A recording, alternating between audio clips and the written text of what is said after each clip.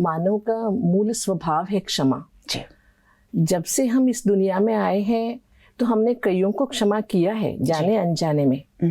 लेकिन जब हम किसी को जानकर, मतलब जैसे आपने कहा किसी ने मुझे टोक दिया और मैं बहुत सालों से काम कर रही हूँ जिस पर मेरा ऑथेंटिसिटी है, उस पर कोई कमेंट करता है तो अंदर से एक ईगो हर्ट होता है। तभी मनुष्य क्षमा नहीं कर पाता। स्पेशली जब हम बातें करते हैं द न्यू वुमेन के ऊपर, उनके अंदर एक क्या कहे, एजुकेशन है, सेल्फ डिपेंडेंसी है और बहुत सालों के स्ट्रगल के बाद एक फील्ड मिला है। इसके कारण अंदर से एक भावना है कि हम किसी के सामने झुके क्यों। लोग सोचते हैं क्षमा करना माना किसी के सामने हमें झुकना, लेकिन सच में जो क्षमा करने वाला होता है वो सबसे बड़ा होता है जी। क्षमा लेने वाला छोटा होता है। इसलिए हमारी संस्कृति में देवियों को सबसे महान माना गया है और देवियों की विशेषता क्षमा करना कहा गया है। क्षमा करने का एक भाव होता है जो अंदर से हम उसको भुला देना जी, उसकी बातें दिल में नहीं रखना। और जब हम दिल से उसे निकाल देते हैं और सामने वाले को यथावत माना आज नए रूप से देखते, कल से जोड़ के नहीं देखते कि कल इसने ऐसे कहा, जब ऐसी भावनाएं मन से हट जाती है तो क्षमा का भाव अपने आप प्रकट हो जाता है। वैसे नारी शक्ति की विशेषता है क्षमा। वो बचपन से क्षमा करती आई है, कईयों को क्षमा किया है और जैसे माता बन जाती है तो उसके अंदर क्षमा भाव कूट कूट के भरा हुआ रहता है।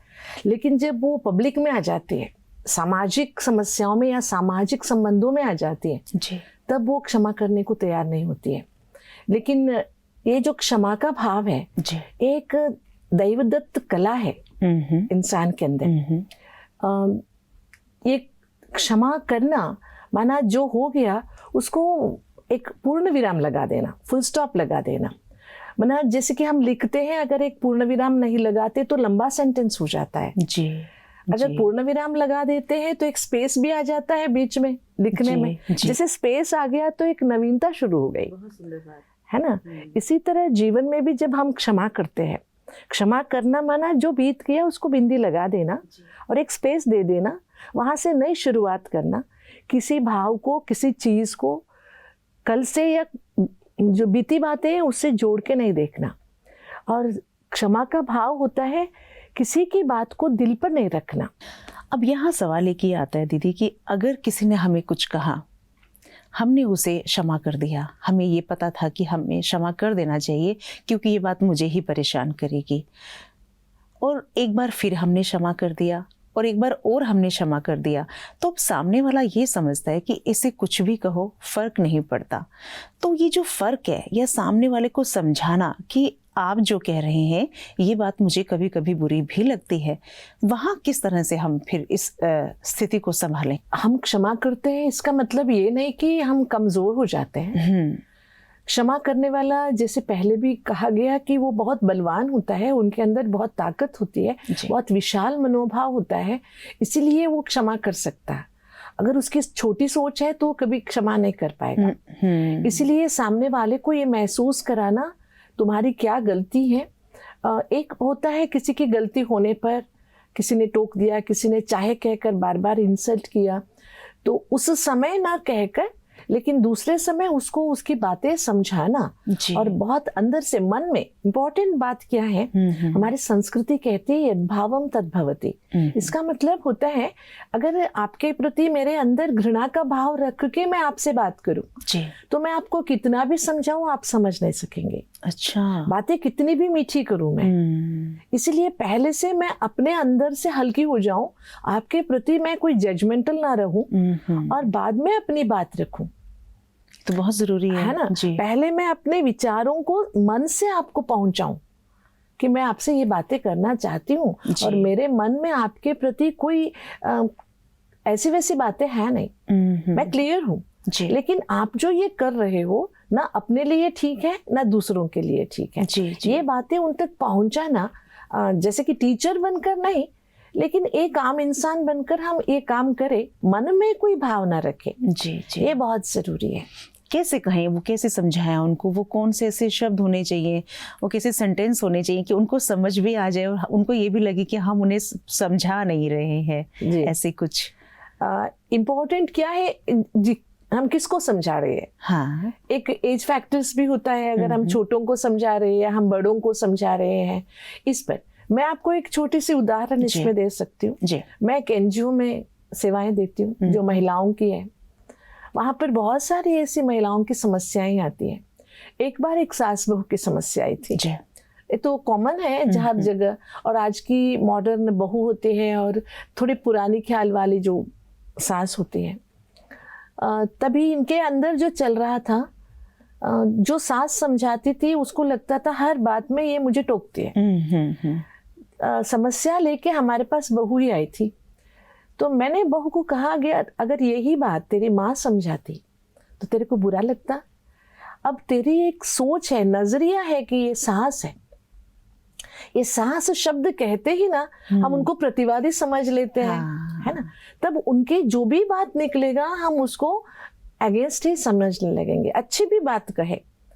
तो मैंने उसको कहा, थोड़े से तुम अपने मन में एक परिवर्तन कर लो ना, माँ की दृष्टि से देखना शुरू करो, दृष्टि बदल लो, सोच बदल लो, तब जो भी तुम्हारी सास कहेगी तुम्हें बुरा नहीं लगेगा। तो उसने अप्लाई किया जब उनकी संबंध अच्छे होने लगे। अब दूसरा प्रॉब्लम क्या शुरू हो गया, जब सास को पता चला कि मैं डांटूंगी तो भी ये कुछ बुरा नहीं मान रही है, वो थोड़ा और सख्त हो गई। हाँ, यही जो बात। जी, ये फिर से वो समस्या आई। तब हमने सास को भी बुलाया अपने पास। बुलाया तो मैंने कहा, जब वो अपने सास को माँ समझ रही है तो क्या तुम अपने बहू को बेटी नहीं मान सकती? तुम बेटी को ऐसे ही डांटती थी या ऐसे ही भाव से डांटती थी, सख्ती करती थी क्या? कपड़े में, खाने में, उठने में, बैठने में। अगर समझाना भी होता, हक से समझाती ना, तो प्यार से समझाती। तो भाव बदल कर देखो जी। जब ये दोनों तरफ से बदलाव शुरू हो गया ना, अब वो बहुत अच्छी तरह से रह रहे हैं, जैसे कि दोस्त बन गए, जनरेशन गैप मिट गया। और मैंने उनको कहा, अभी आज आप बात करते समय कल का मिलाकर नहीं करो। जैसे सोचिए, आज बहू ने एक गिलास तोड़ दिया जी, कल या परसों बहू के हाथ से चम्मच गिर गया था, खाना गिर गया था। ये दोनों चीजें गलतियां हुई थी, लेकिन क्या करते हैं हम, ये गलती को डांटते समय पिछले गलती को भी साथ में लेके डांटते हैं। बहुत बार होता है, बात को वजनी बनाने की कोशिश करते हैं कि ये तो आपका स्वभाव बन गया जी। मैंने कहा, परसों का तो हो गया था, डांट भी दिए थे आपने, फिर उसको क्यों जोड़ रहे हो? जैसे कि कल का परसों का खाना आज के खाने के साथ मिलाओगे तो आज का खाना भी खराब हो जाएगा ना। जी। सच में जो खाने में हम देखते हैं, बिल्कुल। तो जब खाना खराब हो सकता है तो कल के परसों के इंसिडेंट से सीख लो, लेकिन उसको आज मिलाओ नहीं। बहुत सुंदर बात है ना। ये जब बातें प्रैक्टिकल में सुनने के लिए हम बहुत बातें कह देते, जब प्रैक्टिकल में हम शुरू करते हैं, तो जब मैंने कहा थोड़ा सा आप बदल के देखो। कभी कभी आपकी बेटी भी देरी से उठती थी, कुछ होता था, तो थोड़ा सा इसको भी वो दर्जा देके देखो जी, तो उनका भी मन परिवर्तन हो गया। लेकिन ये जब इंसिडेंट हुआ ना, हमारे लिए एक एग्जाम्पल सेट हो गया जी। और इससे क्या होता है, प्रैक्टिकल में ये जो समस्याएं हैं, क्षमा करते नहीं है लेकिन मन में कैसी भावना रखते हैं, मैं आपको कहूँ जी, ये मेरी बहू ने ना जो बात कही थी, मरते दम तक याद रखूंगी मैं। यस, ये जो बात है ना, हाँ ठीक है, आपने याद रखा, नुकसान किसका हुआ, और आपके संबंधों में कितनी कड़वाहट आ गई, जिसके कारण घर का माहौल भी बिगड़ गया। और आप इम्पोर्टेंट पहले खुद की चैन खो लेते हैं। सही बात है ना। हर बार सोचते इनको और क्या बुरा सुनाओ, जो हमारे अंदर की अच्छाई है ना, वो बुराई में बदलता जाता है। दूसरे को नीचे दिखाने के इस चक्कर में हम अपने अंदर को ही गंदा करते चले जाते हैं। यहाँ एक और बात होती है दीदी कि कभी कभी हमारी उस व्यक्ति के प्रति शुभ भावना तो होती है, लेकिन हमारे जो शब्दों का चयन होता है ना, वो सही नहीं होता। हम उनको बदलना तो चाहते हैं, लेकिन ना हम कई बार कटु शब्दों का इस्तेमाल करते हैं। हालांकि हमारी भावना ये है कि हम उसे बदलें, जैसे अब सास बहू की आपने बात की, सास को लगता है कि जैसे मैंने आज दिन तक घर को परफेक्ट रखा, वो भी रखे, क्योंकि मैं तो कल नहीं रहूंगी, ये घर एज इट इज चलते रहना चाहिए। तो उसके पीछे तो भावना ये रहती है कि ये घर ऐसे ही परफेक्ट चलता रहे। लेकिन हम जो शब्दों का जो चयन करते हैं ना, वहाँ गड़बड़ हो जाती है। ये बात किस तरह से हम समझा सकते हैं? जो आपने कहा, इसमें एक सुधार तो चाहिए जी। कि परिवर्तन दुनिया का नियम है जी। जैसे आपने चलाया वैसे ही आगे चले, ये आप एक्सपेक्ट नहीं कर सकते। वो और भी अच्छी कर सकती है अपनी तरीके से। आप सोचे कि अच्छाई आगे बढ़े जी। ऐसे नहीं कि परफेक्शन लिस्ट बने। जब आप परफेक्शनिस्ट बनते हैं ना, तभी समस्याएं शुरू होती है। नो मैन इज परफेक्ट, कोई भी परफेक्ट नहीं। आपसे भी गलतियां हुई थी, उनसे भी गलतियां होगी। और दूसरा क्या है, हम अपनी छवि दूसरे में देखना चाहते हैं। ये बहुत बड़ी बात है। ये हम भूल जाते हैं कि वी आर यूनिक। एक जैसा दूसरा कोई हो नहीं सकता। पांचों उंगलियां अगर समान होती तो हम खाना भी नहीं खा सकते, रोटी भी नहीं तोड़ सकते। इसलिए वैरायटी को एक्सेप्ट करो, है ना। वैरायटी को एक्सेप्ट करेंगे तो जीवन जीना आसान हो जाता है। हम एक्सेप्ट नहीं करते वैरायटी को, ये बहुत बड़ी चीज़ है। दूसरा, हम सोचते कहीं ना कहीं, मैं समझती हूँ, इनसिक्योरिटी फील होता है। जैसे कि जॉब फील्ड में भी देखिए, कोई आपसे जूनियर आ गया, वो आपसे अच्छा काम करता है, तो सीनियर को लगने लगता है शायद अभी मेरी इंपॉर्टेंस खत्म हो जाएगी। ये भी बात है, ये घरों में भी होती है। हाँ, सब जगह होती है। ऐसे नहीं सोचना, लेकिन ये सोचना कि हर एक का अपना एक जगह होता है। हम अपनी जगह को संभालें, किसी के साथ कंपटीशन क्यों करें हम? अगर कंपटीशन भी करना है तो अपनी लाइन में करें ना जी, है ना। जिंदगी हर एक को चांस देती है, अगर नहीं देती तो चांस बना लो ना। जी जी जी। इसलिए इम्पोर्टेंट क्या है, स्पेशली महिलाएं खुलती तो जा रही है, लेकिन मैं समझती हूँ थोड़ा सा अभी तक भी ये जो कंजर्वेटिव सोच है, ये थोड़ा सा बदलना बहुत ज़रूरी है महिलाओं के अंदर। कि मतलब मैं हुई ही ऐसे, जैसे कि आपने कहा, मैं थोड़ा मुंहफट हूँ, मेरी बोल ही ऐसी है, जी, लेकिन मेरा दिल बहुत साफ है। इसको विशेषता समझते हैं। लेकिन मैं कहती हूँ, कौन आपका दिल देखेगा? कोई कार्डियोलॉजिस्ट तो नहीं है ना आपका दिल देखने के लिए। पहले क्या दिखाई देता है? आपकी जुबान, जो आपकी पहचान कराती है, और आपकी पर्सनालिटी का पहला खिड़की है आपका जुबान। वहां से आपकी पर्सनालिटी खुलती जाती है। इसलिए इम्पोर्टेंट है हम थोड़ा सा अपने जुबान को संभालें। ऐसे नहीं कि मैं बड़ी बन गई हूँ तो मैं कुछ भी कह सकती हूँ, या मैं एक सीट में हूँ तो मैं कुछ भी कह सकती हूँ।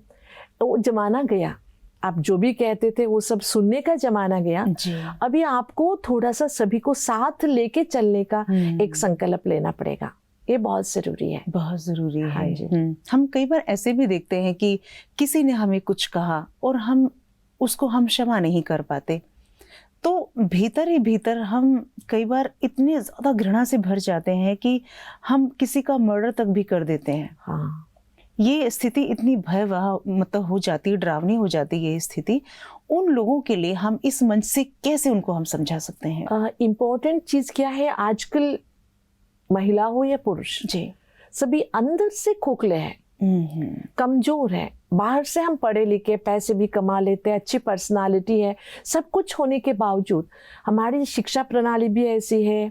आजकल जो बच्चों की परवरिश भी है, जो कॉम्पिटिटिव पर्सनालिटीज नहीं, एक ही या दो बच्चे, ऐसे परवरिश के कारण एडजस्ट होके चलना, किसी को साथ लेके चलना, इसमें थोड़ा हम पीछे महसूस करते हैं आज बहुत ज़्यादा पीछे दीदी, बहुत ज़्यादा। इसलिए इम्पोर्टेंट क्या है, अगर हम किसी के प्रति घृणा भाव रखते हैं तो इस घृणा भाव से नुकसान तो हमारा ही होता है। इसके ज्यादा समाज में एक विषमता फैलती है, एक कड़वापन फैलता है, जिसके कारण पूरी समाज ब्लेम हो रहा है आजकल। इसलिए हर एक ऐसे मनोदशा वालों को हमारी गुजारिश है, थोड़ा सा अपने से बातें कीजिए, अपने को हल्का कीजिए, आज की बात आज ही खत्म कीजिए। अपने से बातें करने का ये जो तरीका है ना, सेल्फ टॉक जिसको कहते हैं, जितना सेल्फ टॉक करते जाएंगे सेल्फ रेस्पेक्ट भी बढ़ता जाएगा, और जितना हम सेल्फ रेस्पेक्ट को बनाते जाएंगे उतना कॉन्फिडेंस बढ़ेगा। जितना अंदर से सेल्फ कॉन्फिडेंस होगा तो हम किसी के प्रति नफरत करके, है ना। अभी देखो, एक एक रेखा को छोटा करने के लिए उसको मिटाने की जरूरत नहीं है, एक को बढ़ाने की जरूरत है। बढ़ाने की जरूरत है। सामने वाले ने आपको कुछ बुरा कहा, आप अच्छा बन के दिखाओ ना जी। क्यों उसका भी बुरा करके और बुरा बन जाते हो। इसलिए मन को शक्तिशाली बनाना, जी जी, ये आज के समाज के लिए हमारी ये इम्पोर्टेंट मैसेज रहेगा जी। कि तन से, धन से, समाज से हम घनिष्ठ होते जा रहे हैं, लेकिन मन से हम कमजोर होते जा रहे हैं और हम बहुत लीस्ट अटेंशन देते हैं अपने मन पर। जी। इसलिए थोड़ा सा रोज 10 मिनट तो अपने आप से बातें करें। अपने आप से किस तरह से बातें करें थी? सेल्फ टॉक क्या हो सकती है? जैसे कि हम दिन भर में सोचते इसने मुझे ये कहा, उसने ये कहा, लेकिन हम दिन भर के बाद एक बार तो सोचे आज मेरी मनोदशा कैसी थी। उसने ऐसे कहा, इसने ऐसे कहा, उसका प्रभाव पड़ा, मेरे स्वभाव कैसे रहा, प्रभाव में तो नहीं आ गई मैं, कहीं दबाव में तो नहीं आ रही हूँ स्वभाव के। ऐसे अपने आप को थोड़ा सेल्फ सुपरविजन करें। जी जी। हम करते नहीं हैं, हम सदैव दूसरों पर उंगलियां दिखाते हैं, इसने ऐसे किया, इसके कारण मुझे दुख हुआ, इसके कारण मुझे परेशानी हुई, है ना। अगर समझो आपको ऑफिस में समय पर पहुंचना है, अटेंडेंस बुक ले लिया गया, 5 मिनट वहां रखता तो क्या होता, लेकिन उसके बदले अगर मैं करेक्ट कर लेती, मैं 5 मिनट पहले आ जाती तो क्यों प्रॉब्लम होता ही नहीं ना। यही मिसिंग है ना। हम क्या करते, दूसरों की गलतियां ज्यादा काउंट करते, उसी को दिल पर रखते, उसी का बोझ उठा के चलते, इसी के कारण जिसकी ड्यूटी है उस पर घृणा करते, जबकि वो अपना ड्यूटी कर रहा है, किसी के प्रति उसकी कोई ऐसी दुष्भावना हो नहीं सकती। जी जी जी। लेकिन हम पर्सनल ग्रज रख लेते, इसके कारण परेशान भी खुद ही हो जाते। इसलिए थोड़ा सा अपने आप से बातें करें। जब हम अपने आप से बातें करेंगे ना तो अपनी कमियां नजर आने लगेगी। जी। जब कमियां नजर आने लगेगी, सुधरना तो आसान है। एक्सेप्ट कर लो एक बार मेरे में एक कमी है, जी। तो सुधरना आसान हो जाता है। बहुत सुंदर बात दीदी। मुझे लगता है दीदी कि आज के समय में ये बहुत बड़ी ज़रूरत है कि हम खुद से बात करें कि हम किस ओर जा रहे हैं, और जब हम किसी को क्षमा नहीं करते, हम अंदरूनी रूप से कितना कमज़ोर होते चले जाते हैं। इस विषय को एक एपिसोड में ख़त्म करना तो मुझे असंभव लग रहा है दीदी। आज जितनी बातें आपने बताई दीदी, इसके लिए आपका बहुत बहुत धन्यवाद। ओम शांति। ओम शांति। तो देखा दोस्तों, जब हम किसी को क्षमा नहीं करते हैं तो समझ लीजिए कि हम खुद को भी क्षमा नहीं कर पा रहे हैं। और आज जितनी बातचीत हमने की कि क्या क्या इसके दुष्परिणाम हमें देखने को मिलते हैं और कैसे हम मानसिक रूप से कमज़ोर होते चले जाते हैं, आज हमने इस की सारी बातचीत में हमने जाना। दीजिए इजाज़त। नमस्कार। ओम शांति।